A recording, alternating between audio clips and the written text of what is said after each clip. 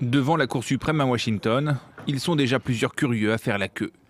Tous attendent l'ouverture des débats autour de l'inéligibilité de Donald Trump. Ce serait une décision historique et je veux être dans la pièce où cela se produira.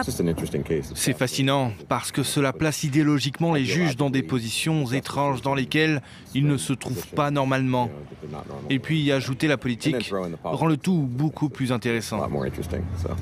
La plus haute cour de justice du pays a été saisie par l'ancien président après la décision du Colorado de l'exclure du scrutin.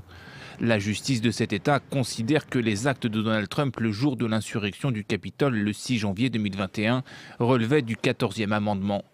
Ce dernier stipule que quiconque, après avoir prêté serment de défendre la Constitution, se serait livré à des actes de rébellion serait exclu de toute responsabilité publique.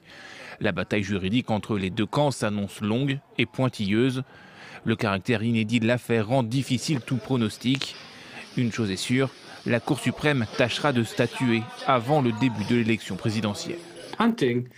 Voter en touche serait une mauvaise idée. D'abord, des millions d'électeurs pourraient voter pour Trump alors qu'il s'avérerait ne pas être éligible.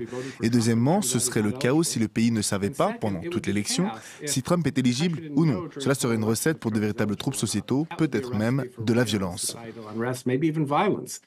Tous les spécialistes s'accordent sur le fait que la Cour suprême à majorité conservatrice tâchera d'éviter de paraître favoriser un camp par rapport à un autre. La plus haute autorité judiciaire du pays est encore échaudée par les retombées de sa décision en 2000 de donner la victoire au républicain George W. Bush sur le démocrate Al Gore.